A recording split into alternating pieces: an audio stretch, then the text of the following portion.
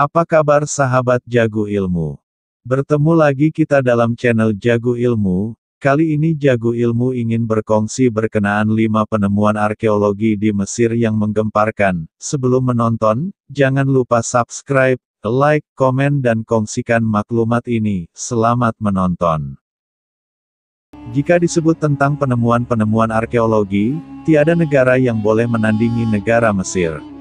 Mesir menyimpan khazanah sejarah yang amat besar, melibatkan banyak penemuan penting lagi misteri, bermula daripada batu Rosetta, hingga ke lembah raja-raja, hingga ke piramid-piramid Gergasi di Giza.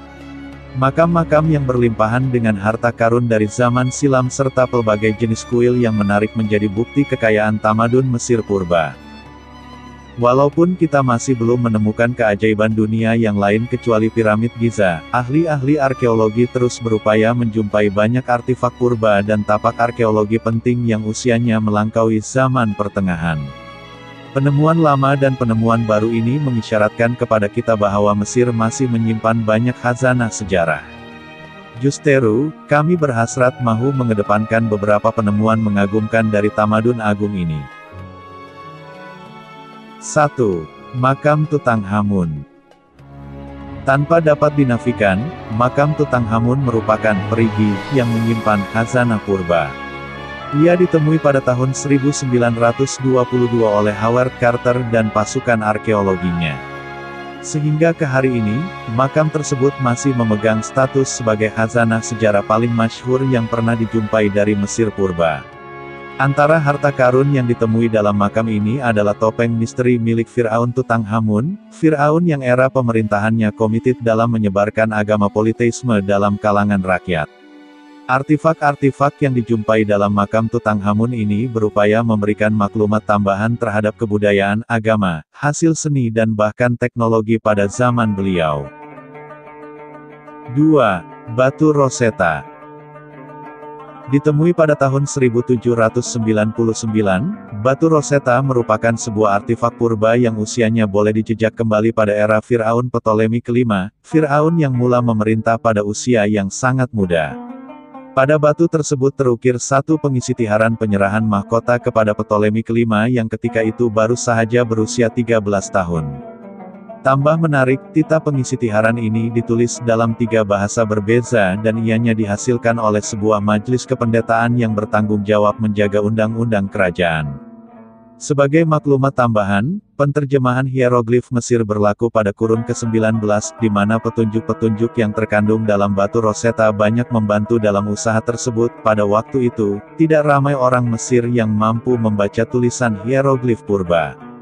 Justeru, kehadiran batu Rosetta memberikan banyak kepingan maklumat yang hilang sekaligus mendorong kepada selesainya pelbagai teka-teki yang menyelubungi tamadun Mesir purba, termasuklah teka-teki Sphinx. Mungkin boleh dikatakan bahwa tanpa batu Rosetta, penterjemahan penuh hieroglif Mesir bakal mengambil masa yang lebih lama.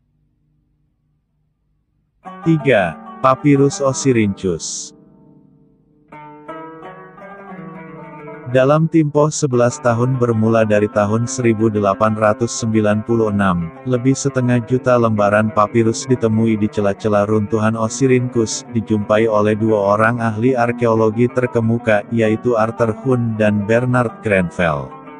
Penyelidikan lanjut yang dijalankan ke atas papirus-papirus berkenaan mendedahkan bahwa bahan penulisan tersebut mula diperkenalkan sekitar 1800 tahun lalu. Dipercayai bahwa cuaca kering di Bandar Ossirhynchus merupakan faktor yang menyumbang kepada daya tahan papirus-papirus berkenaan. Dokumen-dokumen rasmi yang telah ditranskrip dan dihimpun dari Ossirhynchus setakat ini meliputi 1. Pelbagai kaedah rawatan buasir, katarak dan mabuk. 2. Kontrak seorang ahli gusti yang bersetuju untuk kalah dalam perlawanannya demi meraih bayaran tertentu.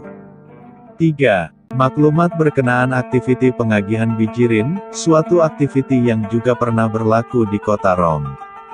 Maklumat-maklumat kecil sebegini menyumbang kepada pengetahuan lanjut tentang kehidupan seharian masyarakat Mesir di zaman purba. 4. Barang kemas meteorik. Berusia dari tahun 3200 sebelum Masehi, barang kemas meteorit ditemui pada tahun 1911 dari dua buah makam berbeza yang bertempat di sebuah tanah perkuburan yang sama. Manik-manik logam yang diperakui sebagai artefak besi tertua di bumi ini diperbuat daripada logam meteorit yang diketuk sehingga kecil. Manik-manik ini secara umumnya digunakan bagi menghasilkan rantai leher, bersama bahan-bahan lain seperti emas dan batu akik. 5. Wabak Cypria. Penemuan yang mengerikan ini dijumpai sekitar masa yang sama kota agung Luxor diekskavasi. Kejadian ini berlaku pada tahun 1997 hingga 2012 di sebuah tapak pengebumian yang berlokasi di Tebes. Wabak Cypria merupakan nama yang diberikan kepada sebuah pandemik, mungkin melibatkan penyakit cacar, yang menyerang Empire Rome pada tahun 250 Masehi dan berlanjutan sehingga era krisis Qurun ketiga. Menurut ujian yang dijalankan ke atas tembikar-tembikar yang ada, kompleks ini didapati dibina semasa Empire Rome diserang wabak misteri tersebut, yang meragut nyawa seramai 5.000 orang di Rome.